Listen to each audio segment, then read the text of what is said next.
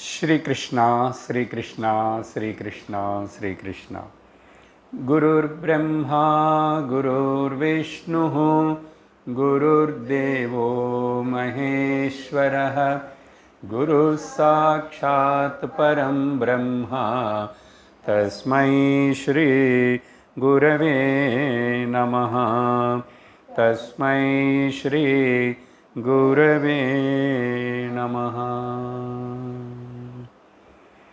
अरुणाचल शिव अरुणाचल शिव अरुणाचल शिव अरुणाचला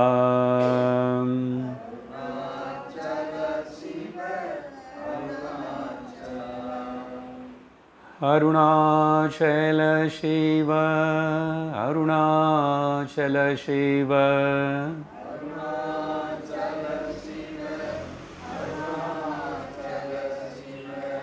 अरुणाचल शिव अरुणाचला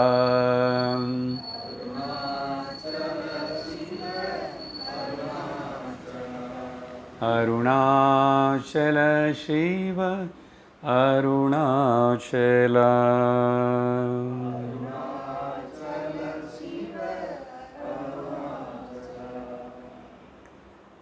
हृदयकुहर मध्ये केवल ब्रह्ममात्रम् अहमहमिति साक्षादात्मरूपेण भाति।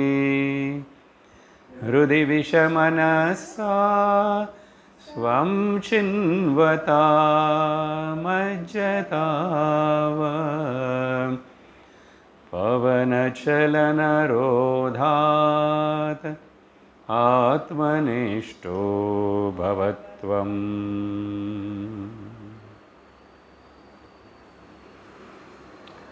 हरि ओम तत्सत्।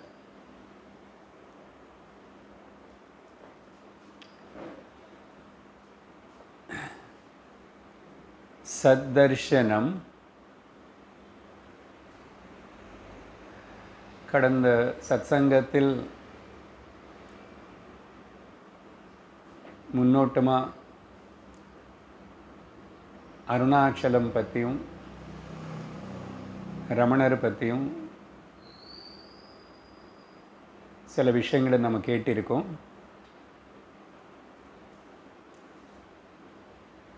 ரமண மகர்ஷி அவர்னால் சொல்லப்பட்ட சில ஸ்லோகங்கள்,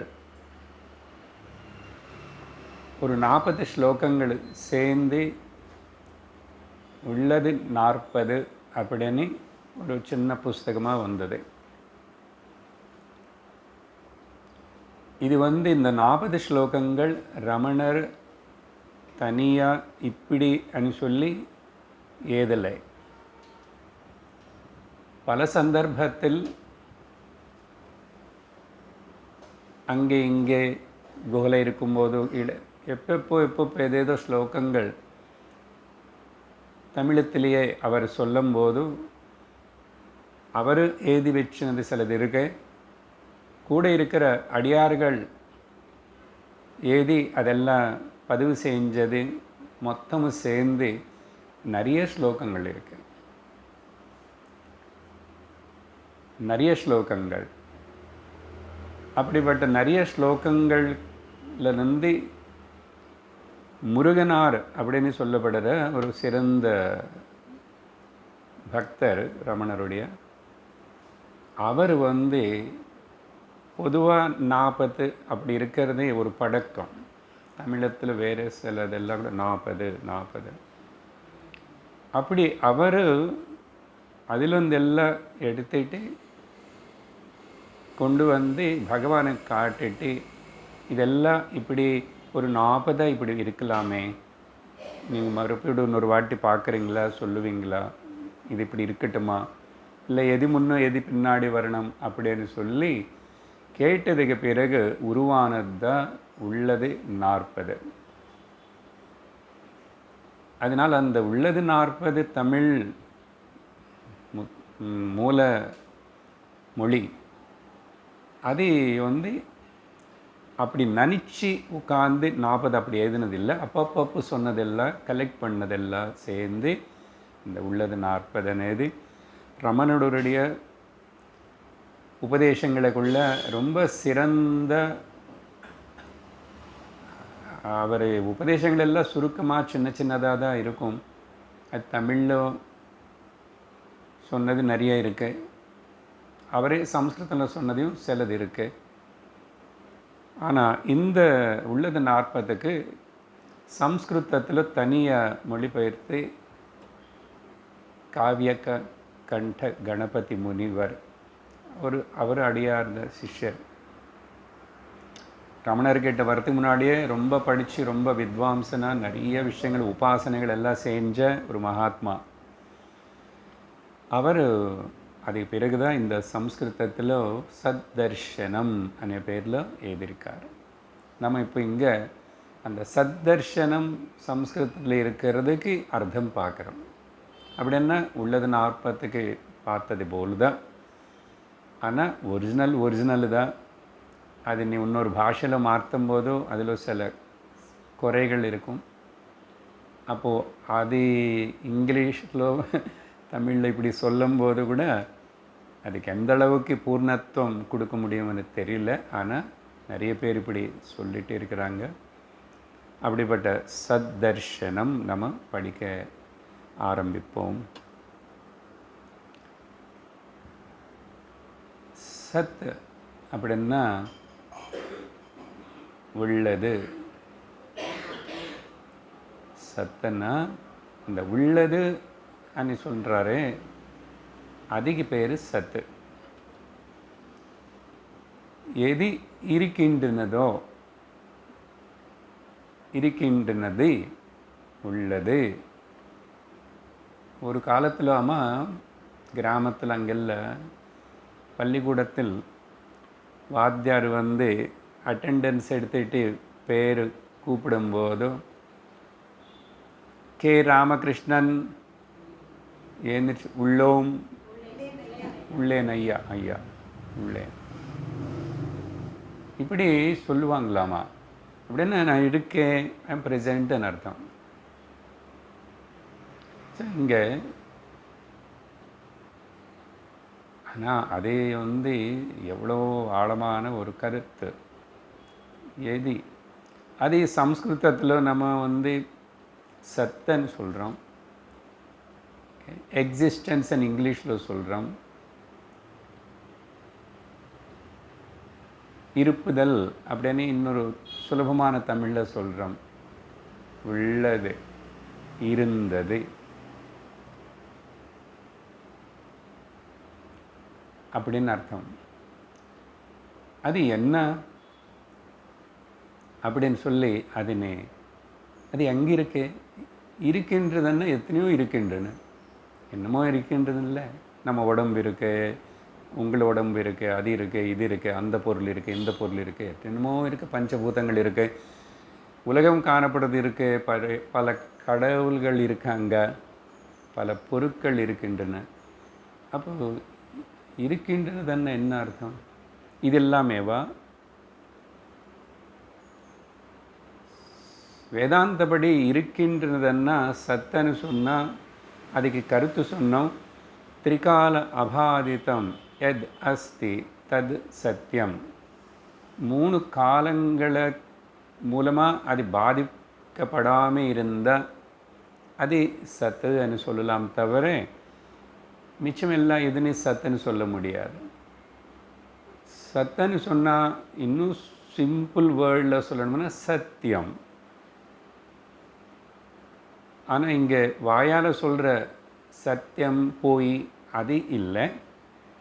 சத்தியம், சத்து, இருப்புதல், இருக்கிற தன்மை, எது இருக்கின்றனதோ. அப்போது 3 காலத்தில் இருக்கணும். ஆனால் நமக்கு தெரிஞ்சு நம்ம அனுபவத்திலோ நமக்கு அனுபவப்படுற ஏதாவது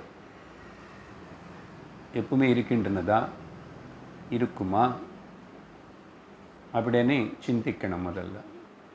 அப்படின்னு சிந்திச்சா எதுவுமே அப்பவும் இருக்கு, இப்பவும் இருக்கு, எப்பவுமே கூட இருக்கும் అని சொல்ல வாய்ப்பில்லை, முடியல. அப்போ வேதாந்தம் இந்த சத்தர்சனம், அந்த சத்துன்னு தரிசிக்கணும் அப்படின்னு சொல்கிறார். அப்போது அது என்ன சத்து, அது எங்கே இருக்கு? வேதாந்தம் நம்ம நிறைய கேட்டிருக்கோம். அதனால் கேட்டது தான், கேட்டதே திரும்பி அசை போட்டு திரும்பி கேட்குறோம், மறுபடியும் கேட்குறோம். ஞான நிஷ்டை எல்லாமே புரிஞ்சிது சுவாமி, ஒரு சந்தேகம் இல்லை. ஸ்வஸ்தமாக என்னுடைய ஸ்வரூபத்தில் நான் இருக்கின்றேன் அனிருந்த ஞான நிஷ்டை வந்ததேன்னு அர்த்தம். இல்லை கேட்டிருக்கு, ஆனாலும் தார்டியம், தைரியம், ஞான நிஷ்டை வரலை இன்னும். ஸோ அப்படி இருக்கிறவங்களுக்கு இது திரும்பி கேட்குறது நல்லது தான். ஞான நிஷ்டை வந்தவங்களுக்கு திரும்பி கேட்குறது நல்லது தான், ஆனந்தத்துக்காகுது. அதனால் சிரவணம், ஞானம் நிஷ்டை ஏற்பட்டதுக்கப்புறம் சிரவணம் பண்ணக்கூடாதுன்னு எங்கேயுமே சொல்லலை. அவங்களுக்கு இது நிதித்தியாசனமாக இருக்கும். அதனால் வேதாந்தத்தில் இந்த சத்து, இந்த விஷயங்கள் கேட்டது தான். ஆனால் மறுபடியும் கேட்கும்போதோ கேட்டது தானே அப்படின்னு சொல்லிட்டு ரொம்ப அப்படி விட்டுடக்கூடாது. ஏன்னா இன்னும் நமக்கு அங்கெங்கெங்கே ஏதோ ஒரு லூப் ஹோல்ஸ், எதுலேயோ எப்படியோ எங்கோ கொஞ்சம் இன்னும் மாட்டிருப்போம் இருந்தால். அதனால் பிரதிபந்தங்கள் అనేది போகிறதுக்கு நிறைய வருஷம் ஆகும். பிரதிபந்தங்கள் என்ன, எப்படிப்பட்ட பிரதிபந்தங்கள் இருக்கும், அதெல்லாம் பேசும்போது சொல்லுவோம். எல்லா சத்சங்கத்திலையும் பல விஷயங்கள் சொன்னது தான். எனக்கு சில பிரதிபந்தங்களும் எதனால் இருக்கு, உண்மையான எனக்கு பிரதிபந்தங்கள் இருக்கா, இல்லை என்னோட உண்மையான ஸ்வரூபத்தின் சத்தனை உணர முடியாமல், உணர செய்யாமல் தடுத்துற சில பிரதிபந்தங்கள் இருக்கு. அது எங்கே இருக்கு? மனசில் இருக்கு. அப்போ அது சரி பண்ண வேண்டி இருக்கு.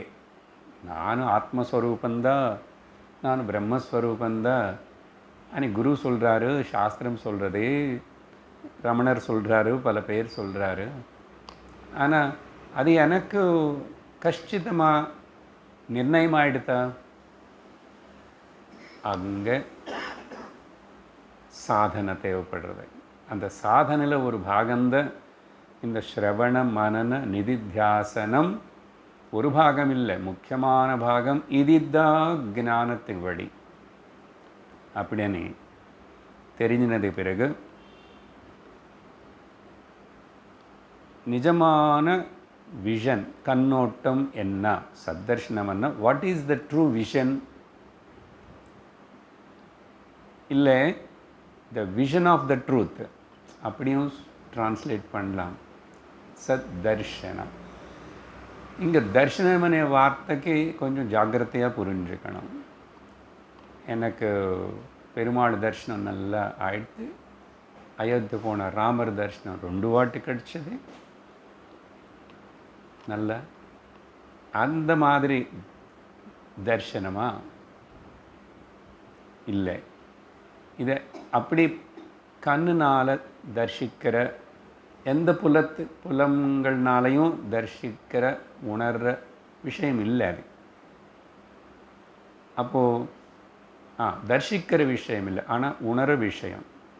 உணர விஷயம் புலங்களால் உணர முடியாது. புலங்களை தள்ளி வச்சதுக்கப்புறம் நான் தான் அதனை உணரணும். அது உணர்வு தான் சொல்லணும். தர்ஷனம் உணர்வு, உணர்வு. நோயிங் தட் சத் இஸ் ஐ ஆம். பார்க்க வேண்டியது கிடையாது, எங்கே போக வேண்டியதும் கிடையாது, எந்த சிரமமும் பட வேண்டியது கிடையாது. ஆனால் சிரவணமனே ஒரு சிரமம் மட்டும் பண்ணணும். சத்சங்கமனே இடத்துக்கு வந்து தான் ஆகணும். அந்த சிரமம் இருக்குது, அதை நாங்கள் ஒத்துக்கிறோம். என்ன அதையும் பண்ணலன்னு அப்புறம் குரு கிட்ட வராமல் சிரவணம் உபதேசம் கேட்டு சிரவணம் செய்யாமல் இது ஒருத்தனுக்கு ஏற்படுறது இல்லை. அவனே சத்தியமாக இருந்தால் கூட. அதனால் சர்வசாஸ்திரங்கள் எல்லா ரிஷிகள் சொன்னது தத்வித்தி பிரணிபாத்தேன பரிப்பிரஷ்னேன சேவையா. கிருஷ்ணரே கீதையில் அந்த குருவை ஆசிரிச்சுதாகணும், சரணாகதி பண்ணணும், சேவை பண்ணி குருவுக்கு வினயத்தோடு கேட்டு தெரிஞ்சுக்கணும். அந்த வகையில் நம்ம இப்போ இங்கே சிரவணம் செய்கிறோம். ஸ்லோகங்கள் ஆரம்பிக்கிறதுக்கு முன்னாடி இன்னும் கொஞ்சம் இன்ட்ரடக்ஷன் தேவைப்படுறது.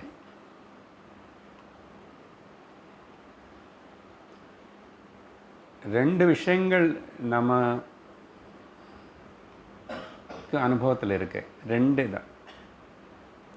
இந்த முன்னாடி கூட இது வேறு விதமாக சொல்லியிருக்கேன். இப்போ சித்து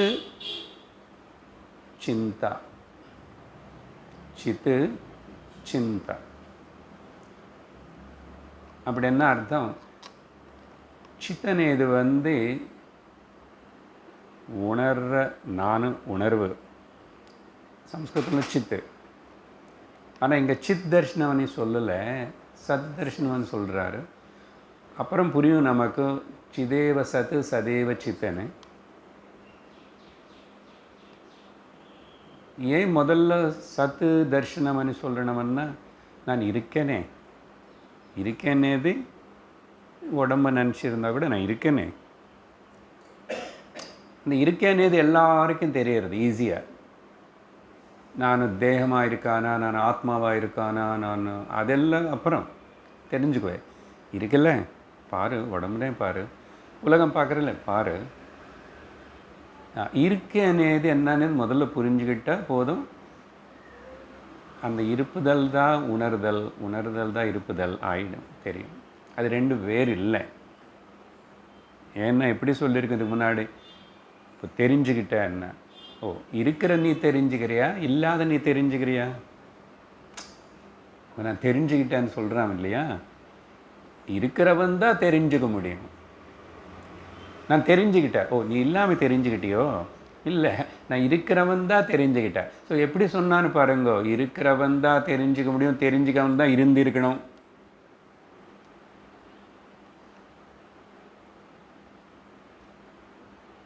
இது ரெண்டுத்தையும் பிரிக்க முடியுமா? கொஞ்சம் சிந்திச்சாவே தெரியும், பிரிக்க முடியாது. இருக்கிற நான் தான் உணர்றேன், உணர்ற நான் தான் இருந்திருக்கேன். அதுக்கு பேர் தான் சத்து சித்து ரெண்டு. சரி, என்ன சொல்லிட்டு இருக்கேன்? ஒன்று சித்து. ரொம்ப கஷ்டப்பட வேண்டியது ஒன்றும் இல்லை. எனக்கு தெரியறது எல்லாமே தெரியுது, பல அனுபவங்கள் தெரிகிறது, பல பல இன்ஃபர்மேஷன்ஸு புலங்களை மூலமாக மனசில் எல்லாம் பல பேர்னு பார்க்குறேன், எல்லாமே தெரியறதுனால அவன் ஒருத்தர் தான் தெரிஞ்சுக்கிறான். தெரியப்படுறது பலதை, ஆனால் தெரிஞ்சுக்கிறவன் ஒன்று தான். அதனால தான் ஒரு பக்கம் அந்த சித்து ஒன்றும், அதுக்கு மற்றொரு பேர் சொல்லணும்னா திரஷ்டா ஆறு திருக். திருக் சம்ஸ்கிருதம் பல வார்த்தைகளை கஷ்டப்பட வேண்டாம். நீங்கள் இருக்கீங்க, அவ்வளோதான். எல்லாமே தெரிஞ்சுக்கிறீங்க, எல்லாம் கவனிக்கிறீங்க, தெரியும், இருக்கீங்க. ஆனால் இன்னொரு பக்கம் இருக்கிறது என்ன சொன்னோம்? தெரிஞ்சுக்கப்படுறது. அந்த தெரிஞ்சுக்கப்படுறதுக்கு இங்கே ஒரு புது வார்த்தை ஸ்லோகனில் வரப்போகிறது, அதனால தான் நான் இங்கே சொல்லிட்டு இருக்கிறது. சிந்தா. சிந்தான்னா இங்கே வரி அணி ஒரு அர்த்தம் எடுத்துக்கலாம், தாட்ஸ்ன்னு இன்னொரு அர்த்தம். எண்ணங்கள். அப்போது ஒரு பக்கம் தெரிஞ்சுக்கிற நானும் சித்தா இருக்கேன், அடுத்த பக்கம் நிறையாவா பலதாவா அந்த சிந்தைகள் இருக்கு.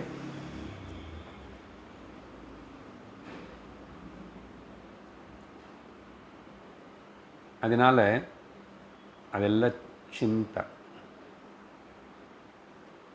இந்த சிந்தனை எது இருக்கு பார்த்தீங்களா, தாட்ஸு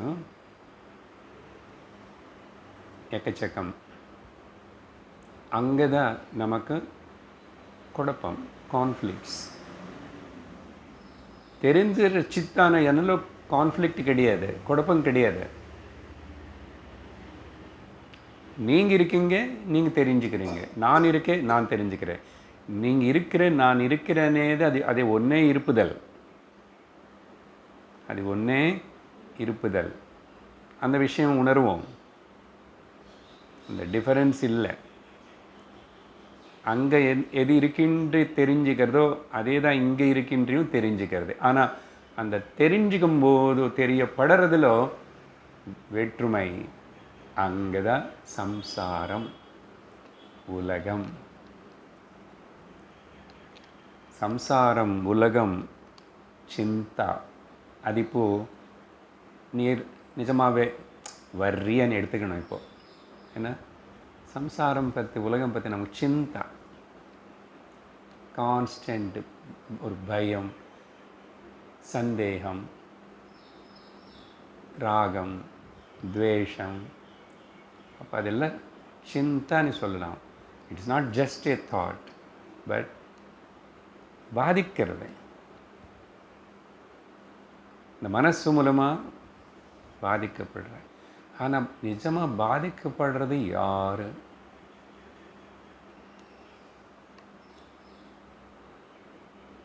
சித்தா இருக்கிற உணர்வான நான் பாதிக்கப்பட முடியாது.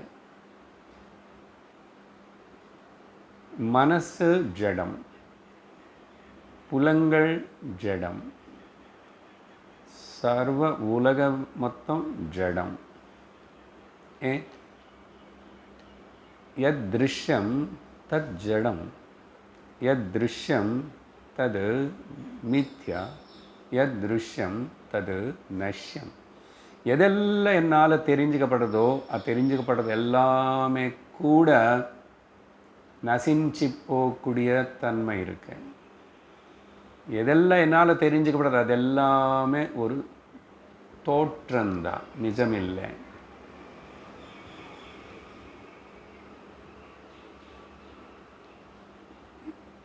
இதெல்லாம் தெரிஞ்சுக்கப்படுறது என்னால் அதெல்லாமே ஜடம். அதுக்கு அணி ஒரு இருப்புதல், அஸ்தித்வம் இல்லை. 3 பதங்கள் சொல்லியிருக்க, ஜடம், நஷ்யம், மித்யா. அப்போது இந்த மனசும் ஜடம்தான். எல்லா ஜடமும் இருக்கும்போது உணர்வான சைத்தன்யமான எனக்கு துக்கம் అనేది இருக்கிறது வாய்ப்பில்லை போதும்.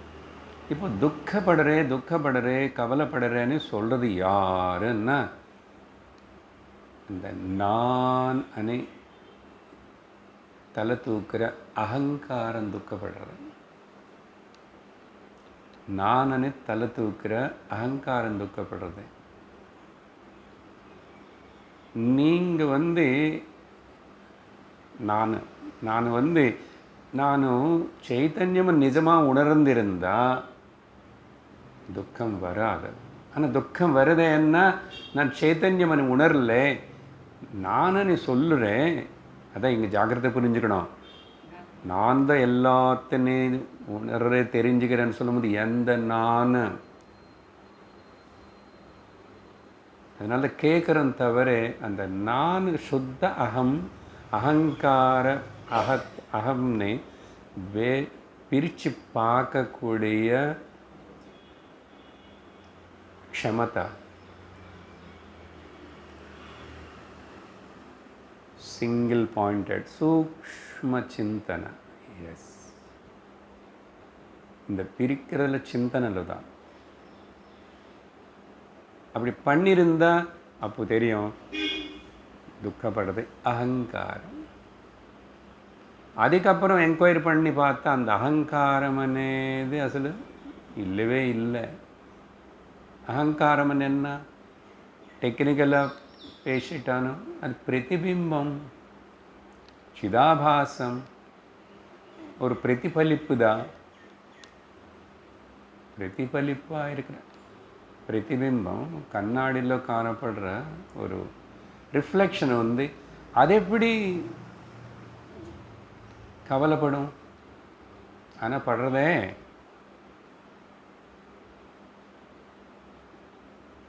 அப்போது அந்த அகங்காரம் అనేది అసలు என்ன?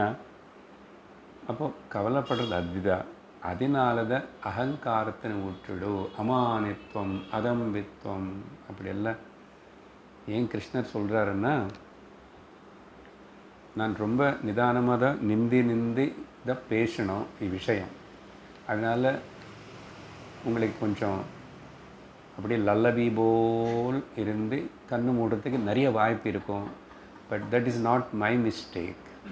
பிகாஸ் நான் அந்த வார்த்தையில் இருந்து அது அனுபவத்தோடு அப்படி சொல்லணும்.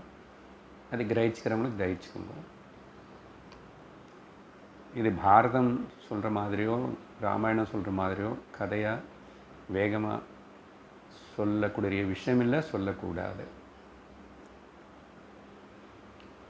எங்கே இருக்கிறோம்? சித்து and Sintha.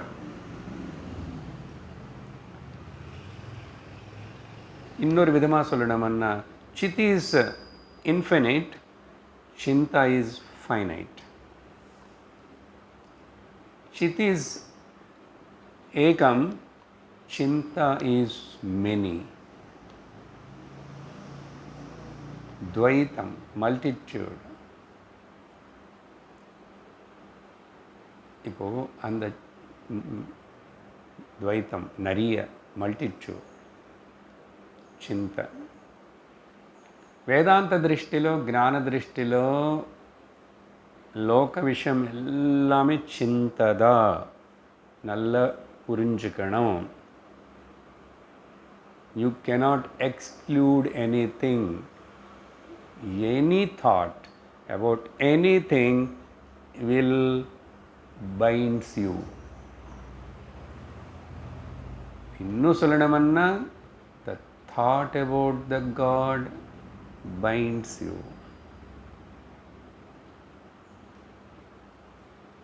The thought about the Ishvara binds you. கடவுள்னு பற்றி என்னோடய இஷ்ட தெய்வம் தாட்டை என்ன பைண்ட் பண்ணுறதுன்னா, what to talk about my daughter and my grandchildren and my house and my property?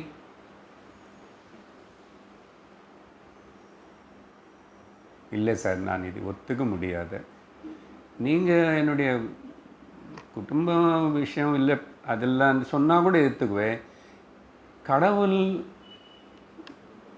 అనేది కూడా అది ஒரு சிந்தாவா தாட்டாவாக இருந்தால் அது ஒன்று பந்திக்கும். இது நீ ஒத்துக்கிட்டு தான் ஆகணும். என்ன சத்தியம் அதுதான். ஆனால் ஆர் யூ ப்ரிப்பேர்டு? உங்களுக்கு புரிஞ்சதா? ஏற்றுக்க முடியறதா? ஒத்துக்க முடியறதா? அதுதான் சேலஞ்ச். அதெல்லாம் கிளியராகணும். வேதாந்தம் இப்படி ஆழமாக இப்படி எல்லாம் படிக்கும்போதும் இந்த சத்தர்ஷனமாவது உள்ளது 40வது அருணாச்சலத்துக்காக இல்லை, அருணாச்சலேஸ்வருக்காக இல்லை, ரமணருக்காக இல்லை, யாருக்காக இல்லை, இங்கே பேசுகிற வாத்தியாருக்காக இல்லை. யாருடைய கதை இது? அருணாச்சல மகாத்மியம், ரமணருடைய வாழ்க்கை வல்லார், என்னுடைய கதை. அப்படி எடுத்துக்கிட்டால் தான் ருச்சிக்க முடியும், ரசிக்க முடியும். இல்லை நிறைய கதையாகவே சொல்லிட்டு இருந்தால் அது ரசிக்கிறன்னா அந்த கதைனை மட்டும் ரசிக்கிறதுனேது கூட சிந்தை தான். It is a kind of entanglement, ஒரு பந்தந்தான். ஓகே, புரியும், உணர்வோம். எங்கே நின்று இப்படிப்பட்ட சிந்தை எல்லாமே, துவைதம் எல்லாமே ஜடமன்னு சொல்லிங்க, நஷ்யம்னு சொல்லிங்க, மித்யான்னு சொல்லிங்க. ஆனால் இதை சத்தியமாக தோணுறது போல் எனக்கு அப்படி இருக்கிற புரிஞ்சுக்கிறதுக்கு, உணர்த்துக்கு நான் சத்து சித்தாக இருக்கும்போது நான் ஏன் உணரல அவ்வளோ ஈஸியாக? நான் உணர்ந்திருந்த நான் சோக மோக பய ரஹிதனாக இருந்திருக்கணுமே அப்படின்னு அடுத்த சிந்தனை செஞ்சால் அதுக்கு சாஸ்திரம் சொல்கிற பதில் அதுக்கு காரணம் அவித்யா, மூலா வித்யா, த ப்ரைமல் இக்னோரன்ஸ். அதுக்கு மற்றொரு பேர் மாயா. இங்கே சில விஷயங்கள் அந்த அவித்யா இல்லை மாயனை பற்றி தெரிஞ்சுக்கணும். எதுக்கு இவ்வளவு சொல்கிறீங்க இதெல்லாம்னு சொன்னால், நீ எல்லாத்தையும் தள்ள வேண்டியிருக்கு. அதுக்கு கொஞ்சம் ப்ரிப்பரேஷன் இல்லைன்னா ஸ்லோகங்கள் முடிச்சுட்டே போனால் ஒன்றும் பிரயோஜனப்படாது. முடிச்சாச்சு அப்படி ஆகலாம்.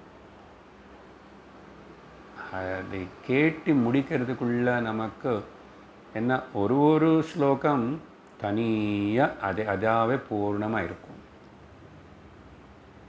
அதனால் இது சின்ன பிரகரண கிரந்தம் அப்படின்னு சொல்ல முடியாது. இது அதான் உபனிஷத்து சாரம். அதனால் கவனமாக கேட்கணும். மாயா பற்றி சொல்லிகிட்ருக்கேன். அதுக்கு சங்கரர் சொன்ன டெஃபினேஷன் అని அப்படின்னு வேறு சொல்லியிருக்கோம். அகட்டித घटना पटीयसी மாயா, சன்னாப்ய உபயாத்மிகானோ भिन्नाप्यभिन्ना உபயாத்மிகானோ சாங்கான சங்க அங்கா உபயாத்மிகானோ மகா அத்புத அனிர்வச்சனீய மேக அத்புதம் மாயா. அதெல்லாம் விட்டுடுங்க. சிம்பிளாக சொல்லணும், கிளியராக இருக்கணும்னா இன்னும் மாயா அது டெரிவேஷன் அப்படி பிரித்து பார்த்தா மீயத்தே அனயா இதி மாயா. மீயத்தே அனேன ஆர் அனயா இதி மாயா. மீயத்தே என்னன்னா எது which measures అని అర్థం. అది కరెక్ట్ சொல்லணும், మెజరింగ్. మేయం అమేయం. అందుకని ఆత్మకి పరమాత్మకి சொல்லணும் అమేయాత్మ. అప్రమేయం అప్రమేయ సుప్రకాశ మనోవాచామ అగోచర. அப்போ அர்த்தம் என்ன? எது அனந்தத்தினை அல்பமாக தெரிவிக்கிறதோ, ஜாகிரதை புரிஞ்சுக்கணும். அனந்தமான சத்வஸ்துனி ஆத்மனி அல்பமாக அப்படி சின்னது, இன்ஃபினைட்னு ஃபைனைட் பண்ணுறதோ அதுக்கு பேர் மீயத்தே அனேன இது மாயா. அது அப்படி என்ன அர்த்தம் என்ன? நமக்கு இருக்கிற இன்ஸ்ட்ருமெண்ட்ஸ், கேட்ஜெட்ஸ் 5 புலங்கள், மனசு. இப்போது இந்த புலங்களை பற்றி எடுத்துக்கோங்கோ. கண்ணு அது உருவத்தினை வர்ணத்தினை ஃபார்ம் அண்ட் கலர்னு மற்றும் காட்டுறது. Form and colour. அது மட்டும் இல்லை, அது சில சூக்ஷ்மமான ஃபார்ம்னு அது பார்க்க முடியல, சூக்ஷ்மமான கலர்னு அது பார்க்க முடியல. லிமிட்டேஷன் இருக்கு. அப்படி எடுத்தான்னு அதுக்கு லிமிட்டேஷன் இருக்கு. பார்த்தீங்களா, மாயா எது லிமிட் பண்ணுறதோ இந்த இந்த புலம் மூலமாக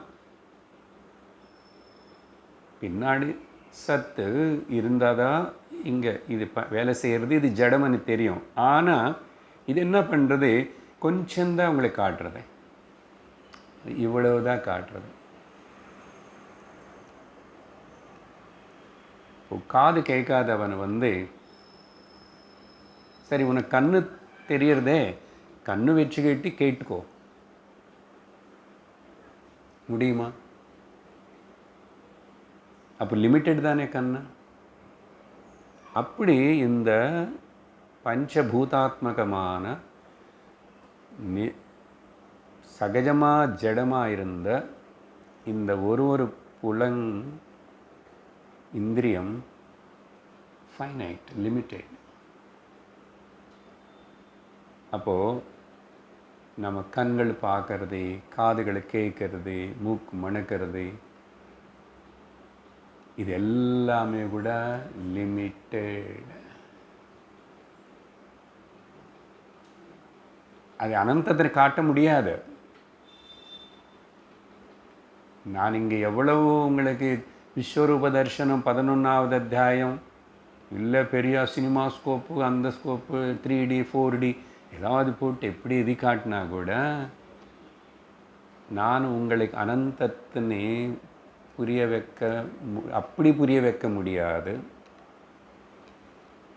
சார் இப்போ பேசிதானே என்னமோ முயற்சி பண்ணுறீங்க, எங்களுக்கு என்னமோ சொல்லித்தரணும், சத்தர்ஷனம் சொல்லித்தரணும். இங்கே மட்டும் ஒரு சான்ஸ் இருக்கு. வார்த்தைகள் லிமிட்டெட் தான். ஏன் கண்ணு லிமிட்டெட் ஆகும்போது வாக் லிமிட்டெட் இல்லையா? வாக் பரிமிதானி, அதே சாஸ்திரமே ஒத்துக்கிறது. It has got its limitation. ஆனால் இந்த சப்த பிரமாணம் மட்டும்தான் வடி. ஆனால் அந்த சப்த பிரமாணம்னு சொல்லி சப்த பிரமாணம்னு அந்த சப்தத்துக்குள்ளேயே நீ மாட்டிக்க கூடாதுன்னு கூட சாஸ்திரம் சொல்கிறது. சப்தஜாலம் மகாரண்யம் சித்த பிரமண காரணம் அப்படின்னு ஆச்சாரியால் விவேக சூடாமணியில் வார்னிங் கொடுக்குறாரு. அப்போது அதனால தான் கேட்கும்போது ஜாகிரதை கேளுங்கோ, எலர்ட்டாக கேளுங்கோ, எந்த ஒரு ப்ரீநோஷன் இல்லாமல் கேளுங்கோ, எந்த ஒரு அகம்பாவம் சுப்பீரியாரிட்டி அப்படி அதெல்லாம் இல்லாமல் கேளுங்கோன்னு ஏன் சொல்கிறோம்னா, நீ இந்த வார்த்தைக்கே லிமிட்டேஷன் இருக்குது. அதுக்குள்ளே நீ லிமிட்டேஷன் வச்சுட்டு கேட்டால் நீ கேட்டது கொஞ்சம் கூட புரியாது. என்ன சொல்கிற விஷயம், நம்ம புலங்களுக்கு இருக்கிற பரிமிதி எல்லை அது எவ்வளோதான். ஸோ இப்படிப்பட்ட இந்த லிமிட்டேஷன்ஸோடு இருக்கிற இந்த இந்திரியங்கள் மூலமாக நான் ஏதோ உலகத்தை பார்க்குற இதுதான் அப்படியே நினச்சிக்கிட்டு அதுக்கு ஒரு நீயே ஒரு கன்க்ளூஷன் கொடுத்துட்டு இப்படி தான் அஜ்ஞானத்திலேயே இருக்கிறோம். மத பேர்லேயும் சாதன பேர்லேயும் எங்களுடைய அப்படின்னு ஏதோ ஒரு பெருமைப்பட்டுட்டு உண்மையினே அனந்தத்தினை நமக்கு பார்க்க முடிய மாட்டேங்குது. இந்த மாயான்னு சொல்லும் போது இன்னொரு விதமாக சொல்கிறேன், நீயத்தே அனேன்னு சொன்ன சிம்பிளாக தமிழுக்கு பக்கமாக இருக்கிற வார்த்தை. இந்த மாடு மேயறதுக்கு அனுப்புகிறோம் பார்த்தீங்களா, மேயறதுக்கு போச்சு. எக்ஸாக்ட்லி எதுதான் மேயத்தே இத்தி.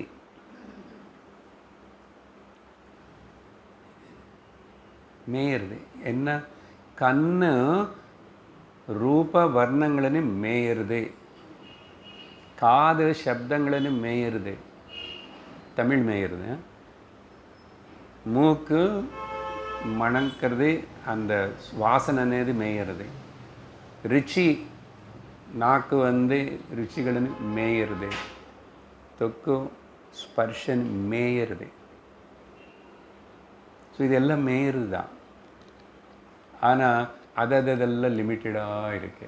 அதனால மாயக்கு அடிப்படையாக இருக்கிற இந்த பஞ்சபூதங்கள், அதனால் உருவாக்கப்பட்ட இந்திரியங்கள், அது கூடியிருக்கிற இந்த சரீரம் சர்வம்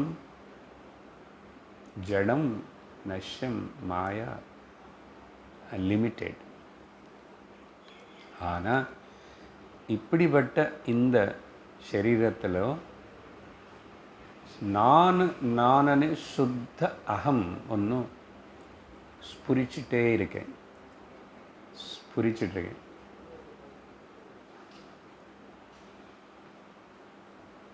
ஸ்புரதி ஹிருத் ஸ்வயம் பரமபூர்ணசத். உபதேச சாரத்தில் பகவான் சொன்னார். ஸ்புரதி అని சொன்னால் அது எந்த ஒரு இப்படிப்பட்ட லிமிட்டெட் தாட்டுக்கு சம்பந்தம் இல்லாமல் அது தன்னந்தானே சுத்தமாக இருந்து பிரகாசிச்சுட்டே இருக்கிறது. இங்கே தான் கஷ்டப்படுவோம். அது என்ன சுத்தமாக தனியாக இருந்து பிரகாசிக்கிறது, அது எப்படி என்ன? அது கொஞ்சம் புரிய வைக்கிறதுக்கு இப்படி எதோ பேசி பேசி கொஞ்சம் புரிய வைக்கலாம். தூக்கத்தில் இந்த லிமிட்டேஷன்ஸ் இருக்கிற புலங்கள் அங்கே இருக்கின்றனையா? இல்லை, வேலை பண்ணல. அது மனசு வேலை பண்ணல, புத்தி வேலை பண்ணல.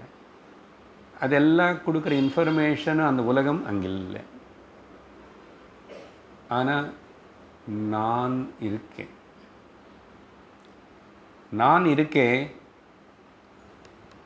இந்த எந்த ஒரு லிமிட்டெடு சிந்தைகள் இல்லாமல் இருக்கேன், சுகமாக இருக்கு.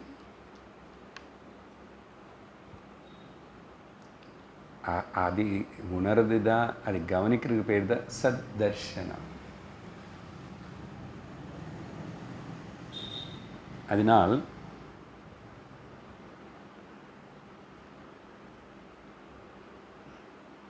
அப்போது நம்ம பொதுவாக என்ன தரிசிச்சிட்ருக்கிறோம்?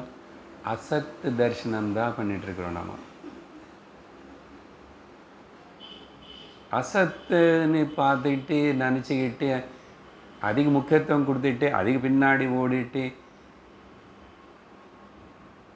நீ கவலைப்பட்டு தான் கஷ்டப்பட்டு தான் ஆகணும். அசத்துனே தரிசிச்சிட்டு இருந்தா ஏன் அதுக்கு தான் முக்கியத்துவம் கொடுக்குறோம். நம்ம கண்கள், உலகம், இந்திரியங்கள் எல்லாம் சொல்கிற இன்ஃபர்மேஷன் எல்லாம் ஐயோ என்னென்னமோ ஆஹா ஓஹோன்னு முக்கியத்துவம் கொடுத்துட்டு அதெல்லாம் பரிமித்தோடு இருக்கிற லிமிட்டடை நீ கவனிக்காமல் இருக்கிற உனக்கு எங்கே தான் சுக சாந்தி ரட்சணை கிடைக்கும்? முடியவே முடியாது. ஆனால் விமூடானானுபஷ்யந்தே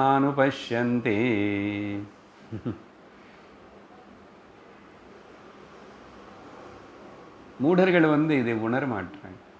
பஷ்யந்தி ஜ்ஞான சக்ஷுஷா. இப்படி விஷயத்தினை கேட்டு சிரவணம் பண்ணி கிளியர் அவனு உணர முடியும்.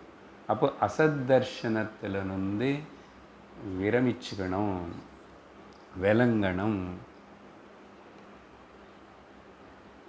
இந்த விளங்கிறதுனேது எல்லோருக்கு எல்லாம் விட்டுட்டு துறவியாக போ, சன்னியாசியை போன்னு சொல்கிற கருத்து இல்லை. அது இருந்த இடத்துல இருந்தபடி இருந்து இருக்கிறது என்னது உணரணும். அதுக்கு பேர் சத் தர்ஷனம். அதுதான் இருக்கின்றனது. அது எப்படி இருக்கின்றனது, எது ஆவா இருக்கின்றனது சொல்லும் சாஸ்திரம். அதனால் பெரும்பாலும் அட்டென்ஷன், கான்சன்ட்ரேஷன், அது மேலே தியாச, மனசுடைய மைண்ட் அப்படி போகாதனால அசத் தர்ஷனத்திலேயே வாழ்க்கை ஓட்டிகிட்ருக்குறோம். அதனால தான் சொன்னதை அந்தர்முக சமாராத்தியாம் பகிர்முக சுதுர்லபா. இப்போ கனெக்ட் ஆகிடுது உங்களுக்கு. சித்து அந்தர் அண்ட் சிந்தா பஹி. ఈ అంతర్బహి అనేది కూడా మీనింగ్లెస్ தான். ஆனால் இப்போது இந்த கான்டெக்ஸ்ட் புரியறதுக்கு அப்படின்னு அர்த்தம் என்ன, என்னை விட்டுட்டு நான் தூரமாக போனால் அதெல்லாம் அனாத்மா தான். என்ன நான் யாருன்னு தெரிஞ்சுக்காம அது உணராமல் ஏதேதோ மனசு புலங்களை போக விடுறது பேர் பகிர்முகம், அசத் தர்ஷனம். அதனால் உனக்கு உண்மையான நிம்மதி, சாந்தி, ரக்ஷணை, இது 3 தான் மனுஷனுக்கு வேண்டி. அது நீயாவாக இருக்க சொல்லணும், உனக்கு உள்ளதாக இருக்குன்னு சொல்லணும். ஏன்னா இங்கே உள்ளமனே வார்த்தை அந்த அர்த்தத்திலும் இருக்கு. உள்ளமன்னா இருக்கிறது எங்கே இருக்குன்னு அது அப்புறம் சொல்லுவார், ஸ்லோகம் ஆரம்பித்தா தெரியும். புருதி ஏன்னா உன்னை பராஞ்சிகானி வெத்ருணர் ஸ்வயம்பூஹு பரான் பஷ்யதி நான் அந்தராத்மன் அனி கட்டோபனிஷத்து சொன்னது போல் இந்த இந்திரியங்கள் எல்லாம் எப்படி வெளியில் திருப்பி வச்சிருக்கு. அப்போ வெளியில் தான் பார்க்கும். அங்கே உபனிஷத்து என்ன பிரம்மாஜி எல்லாத்தையும் வெளியில் திருப்பி வச்சுக்கிட்டு உள்ள பாருன்னு ஆவృத்த சக்ஷுஹு அமிர்தத்வமிச்சன்ன. யாரோ ஒருத்தனுக்கு உள்ள பார்க்க ஆவృத்த சக்ஷு, எனக்கு சத்தியம் தெரியணும். அமிர்தம்னா சத்தியம். What is the truth? அவனுக்கு அமிர்தத்வம் இச்சன். அவன் சமித்பாணி ஸ்ரோத்ரியம் பிரம்மனிஷ்டம், அவன் குரு கிட்ட வர்றான். சத்துன்னு தரிசிச்ச குரு கிட்ட வரான். அனுபவஜனான ஆச்சாரியர்கிட்ட வரான், கேட்குறான், அவனும் உணர்றான். இதுதான் வழி. அதனால் நம்முடைய லிமிட்டடான இன்ஸ்ட்ருமெண்ட்ஸ் வச்சுட்டு நம்ம லிமிட்டடான உலகத்தை பார்த்துட்டு அதே நிஜம் நினச்சிட்டு தான் வாழ்க்கையில். இது அஜ்ஞானம். இப்போ இதெல்லாம் மனசில் வச்சுக்கிட்டு பகவான் ஆரம்பிக்கிற இந்த முதல் ஸ்லோகம்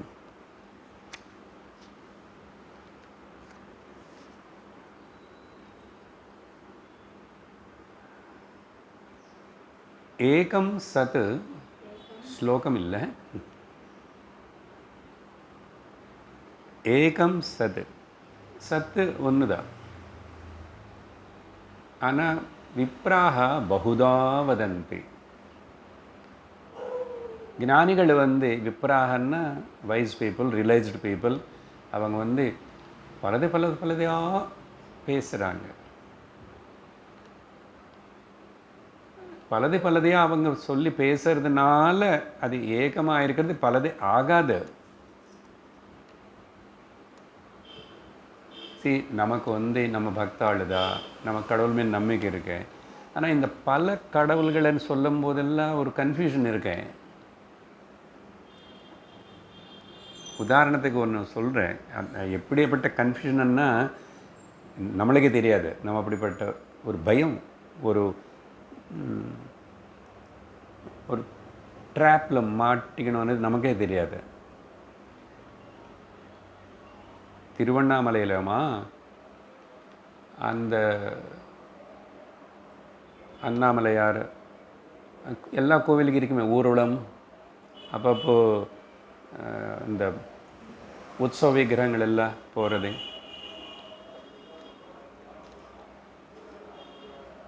அங்கே வந்து சுவாமி வந்து ஒரு தனிப்பட்ட அலங்காரத்தோ தனிப்பட்ட வாகனம், அது அந்த மேபி ரிஷப வாகன ரூಢன வர அந்த சுவாமினி அந்த கூட்டத்திலாவது அன்றைக்கி போய் எப்படி ஆயிருந்தா கூட நீ தரிசனம் பண்ணிக்கலன்னா அடுத்த ஜென்மத்தில் நீ கடுதனா பிறந்துருவே அப்படின்னு சொல்லுவான்.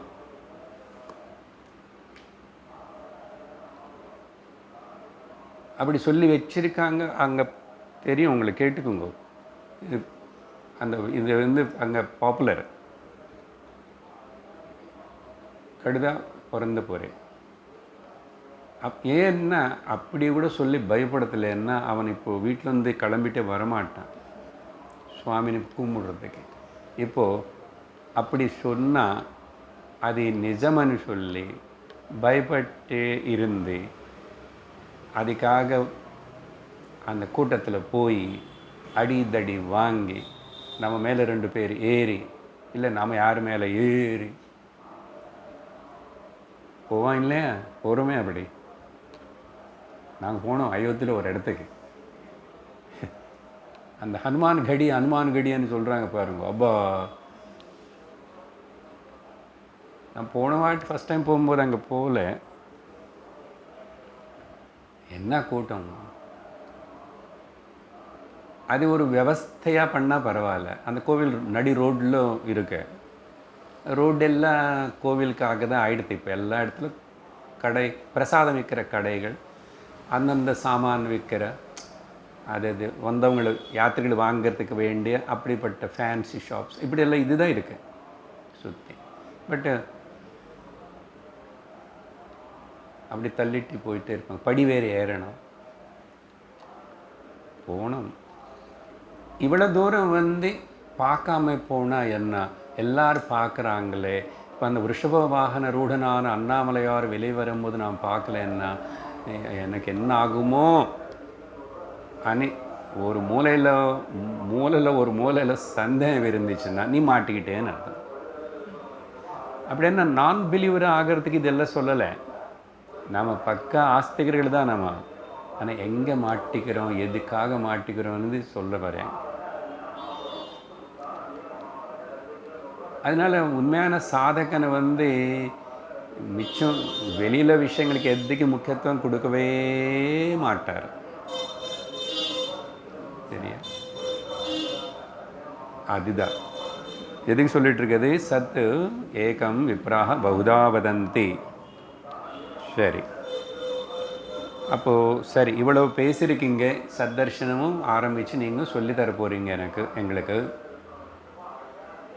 என்ன பலன் கிடைக்குமனு மறுபடியும் சந்தேகம் வரக்கூடாது. சாஸ்திரத்தில் சொன்ன அந்த வார்த்தையும் சொல்லிட்டு ஒரு ஸ்லோகம் ஆரம்பிக்கிறோம். அப்புறம் ஆத்யந்திக துக்க நிவத்தி அண்ட் பரமானந்த பிராப்திச்ச பல இடத்துல சொல்லப்பட்டிருக்குது. பஞ்சதசிலோ வித்யாரண்யர் ஆத்யந்திக துக்க நிவத்தி, துக்கம் அனேதே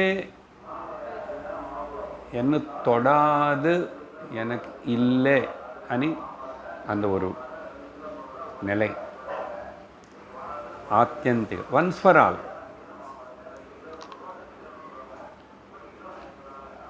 அதுக்கப்புறம் சரி துக்கம் போனால் சரியா, அதை ரீப்ளேஸ் ஆனந்தத்தோடு அதை நிரம்பிருக்கணும். ஆனந்த பிராப்தி.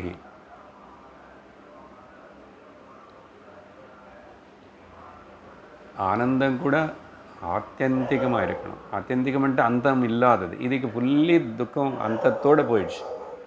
ஆனந்த பிராப்தியாக. அதனால அந்த ஆனந்தத்தினே சத்துவச்சித்திலேயே நம்ம ஸ்வரூபத்திலேயே இருக்கேன்னு அதையும் உபனிஷத்து காட்டி கொடுக்கறது. நீ வந்து இருப்புதல் மட்டும் இல்லை, நீ உணர்வு ஆல்சோ. நீ இருப்புதல் உணர்வு மட்டும் இல்லை, நீ ஆனந்தம் ஆல்சோ. ஆனந்தம் అనేది அனந்தமான எடுத்துக்கிட்டாலும் சரி, ஆனந்தமான எடுத்துக்கிட்டாலும் பரவாயில்ல. சரி, இங்கே முதல் ஸ்லோகம், முதல் 2 ஸ்லோகங்கள் வந்து மங்களாச்சரண ஸ்லோகங்கள். ஆனால் இன்டைரக்ட்லி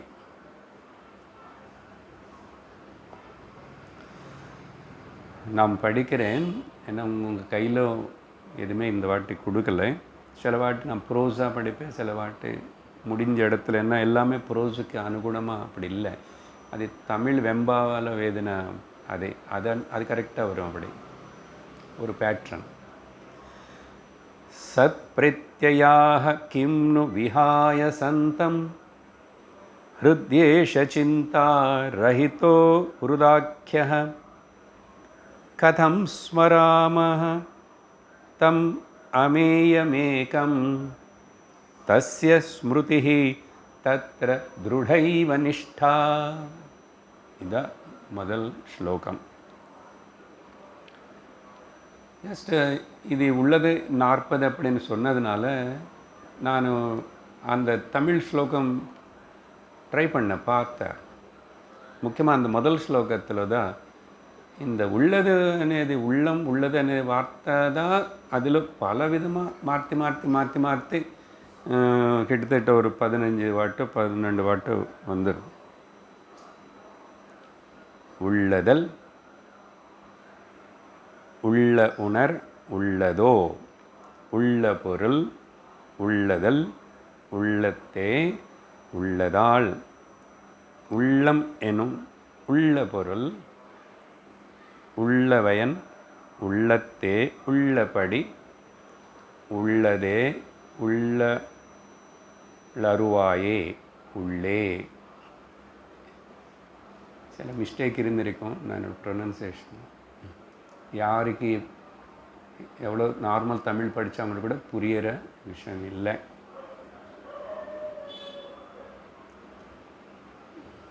பகவான் மேலே நம்பிக்கை இல்லாத ஒரு ஆள் ஆசிரமத்துக்கு அவர் ஃப்ரெண்டு மூலமாக கூட்டிகிட்டு வரப்பட்டார். ரொம்ப காலம் முன்னாடி. அப்போது நாட்டில் பிளேக் வியாதி இருந்தது.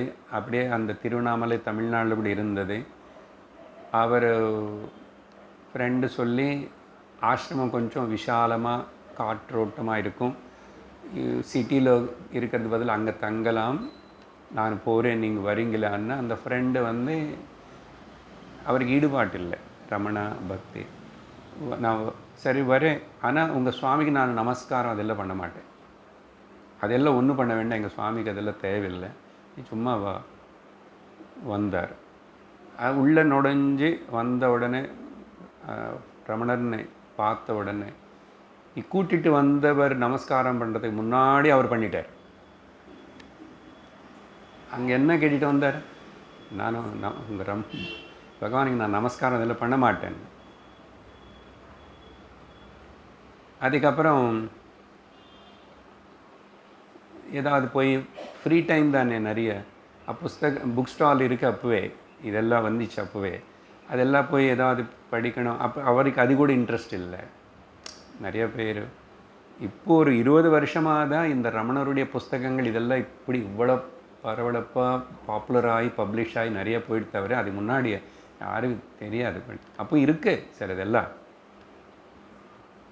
புக் ஸ்டால் ஸ்டார்ட் ஆகிடுச்சு எப்போவே, ரமண பகவான் இருக்கும்போதே.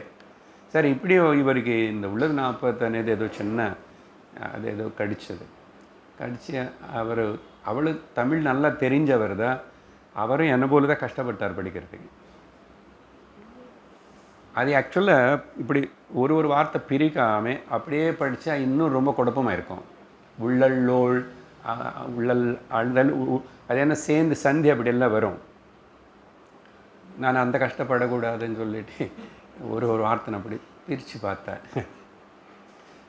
சரி, என்ன ஆயிடுச்சு, அவர் என்ன இது யாருக்கு புரிய போகிறது, என்ன அது புரியவே இல்லைன்னு சொன்னால் பாருங்கள். ஒருத்தர் வந்து இன்றைக்கி ராத்திரி பகவானே இதை பற்றி பேச போகிறாருன்னு சொன்னாராமா. பாருங்கள், அனுகிரகம் எப்படி வரும், அனுகிரகம் అనేది எப்படி வரும். இவர் போய் உட்கார்ந்து பகவான் வந்து ஒரு வார்த்தை இப்படி பிரித்து அவர் வாயாலேயே அவர் சொல்லிட்டார். இந்த ஸ்லோகம் அவர் டக்குன்னு எல்லாம் புரிஞ்சுது. விளக்கம் கூட கொடுக்கல, விளக்கம் கொடுக்குறதே இல்லை. ஏன்னா அவருடைய வார்த்தைகள் அது. அதனால் அந்த அனுபவஜனான அந்த ஞானியுடைய வாயால் வர அந்த வார்த்தை, அந்த சந்நிதி எல்லாம் சேர்ந்து இவருக்கு பக்தி இல்லைன்னா கூட அவ்வளோ புரிஞ்சிச்சாங்க. அதனால் இந்த ஸ்லோகங்கள் ரொம்ப அப்படி இருக்கு. சம்ஸ்கிருதத்தில் எழுதினது கூட இப்படி தான் இருக்கும். ஜாகிரதையாக புரிஞ்சுக்கணும். ஜஸ்ட்டு அந்த ரன்னிங் மீனிங் இப்போ படித்த சம்ஸ்கிருதத்துக்கு சொல்கிறேன் நான். அதுன்னு நம்ம கொஞ்சம் விசாரணை செய்ய வேண்டியிருக்கு. இதில் என்னென்னா மங்களாச்சரண ஸ்லோகம்னு சொன்னால், ஆனால் இதில் எந்த கடவுள் பேரும் எதுவுமே காணும். அப்போ எப்படி நீங்கள் இது மங்களாச்சரண ஸ்லோகம் எடுக்கலாமன்னா, சத் அனே வார்த்தையோடு ஆரம்பமாகிறது. அந்த சத் అనేది சத்தியம், பரமாத்மா. அது இனிமே அதுக்கு வேறு என்ன பேர் வேணும்? அதனால் இந்த நேராக டீச்சிங் எங்கே போல சத்து. அப்போது என்ன ஒரு கேள்வி கேட்குறாரு. ஸோ இதே மங்களாச்சரண ஸ்லோகம் சத்தன் ஆரம்பித்தனாலேயே, அதனால தான் ஒரு கிளாஸில் ஹரி ஓம் தத் சத்தன்னு சொல்லுவே பார்த்தீங்களா. அது சொன்னால் எல்லாம் மங்களம். ஹரி மங்களம், ஓம் மங்களம், அத்தனை வார்த்தைகள் கூட சத்து. சத்தியம் சத்தியம் மங்களமாகாமல் வேறு இன்னும் என்ன மங்களமாகும்? அதனால் ரொம்ப சிறந்த மங்கள ஸ்லோகம். இந்த கடவுள் பேர் வர வேண்டியதில்லை. எல்லா கடவுள் அதுக்குள்ளே அடங்கியிருக்கு. அப்படி சொல்லும்போது ஒரு கேள்வி கேட்குறாரு. இருப்புதல் అనేది ஒன்றும் இல்லாமல் அது இருக்கே இது இருக்கே அது இருக்கேன்னு சொல்கிற அந்த பிரத்யயான எண்ணங்கள்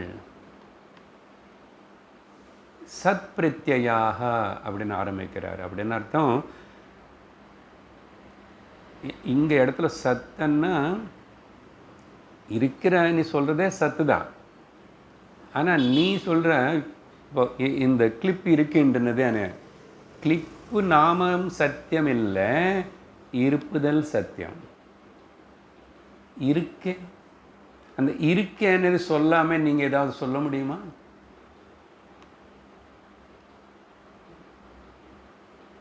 இல்லைன்னு சொல்கிறதுக்கு கூட இருக்கேன்னு சொல்லி தான் சொல்லணும்.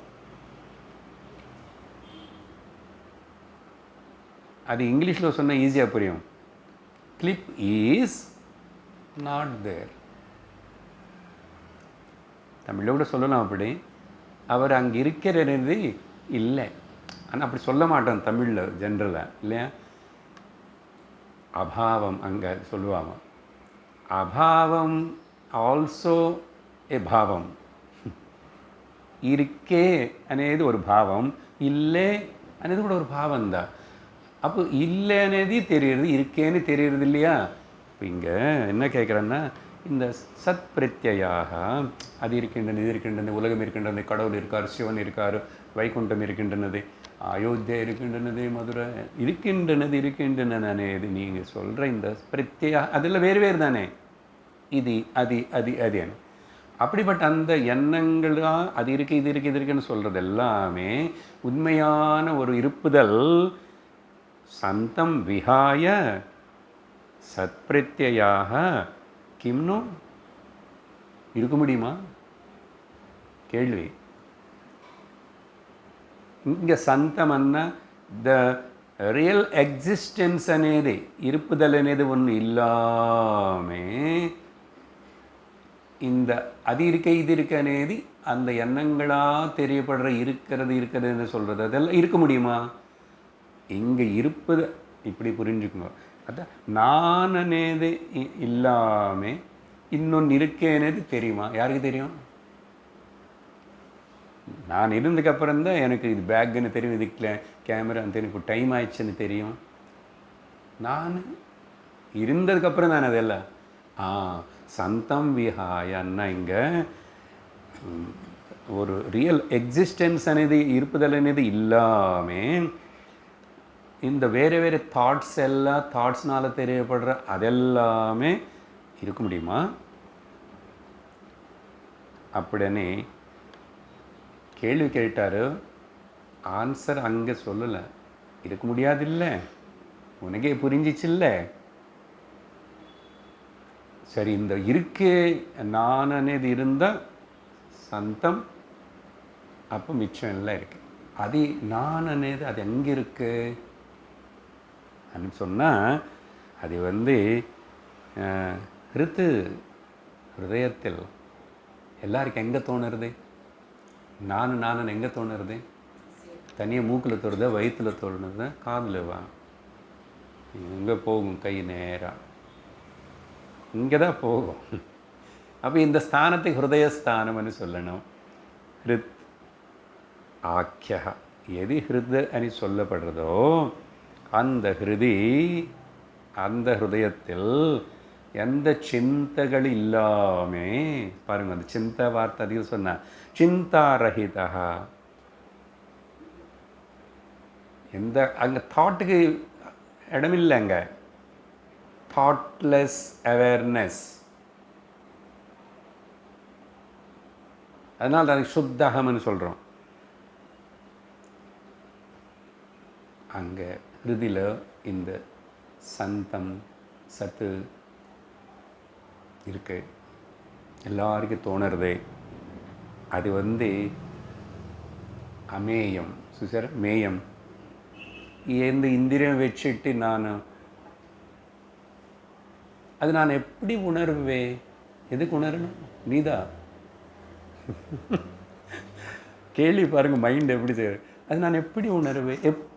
எப்போ உணர்வேன்? எப்படி உணர்வேன்? இப்போ இப்படி நீயே ஏற்றுக்கோ, அவ்வளோதான். அமேயம், ஏகம், இதெல்லாம் இன்னும் கொஞ்சம் அப்புறம் அடுத்த கிளாஸில் சொல்லி அதான் கேள்வி. How can I think thought of it? கதம் ஸ்மராமி.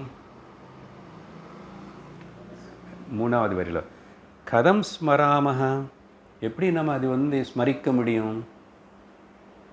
அந்த அமேயமான ஏகமான, அமேயம் வார்த்தை இம்பார்ட்டண்ட். அதுக்கு தான் மாயாவுக்கு நான் அந்த டெஃபினேஷன் கொடுத்து உங்களுக்கு புரிய வச்ச முதல்ல.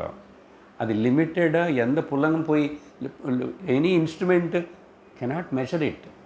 அமேயம், immeasurable. அது எப்படி நான் ஸ்மரிக்கிறது உணர்றது, தெரிஞ்சுக்கிறது? ஏதோ நான் என் வீட்டில் இருக்கிற ராமா முருகன் பேர் சொல்லி அவர் பொம்மை பார்த்து ஸ்மரிச்சுக்கிறேன். இது எப்படி? அந்த சத்து தான் நானன்னு சொல்கிறீங்க, அது எனக்குள்ளதான் இருக்குன்னு சொல்கிறீங்க, ஹிருதயத்தில் இருக்குன்னு சொல்கிறீங்க.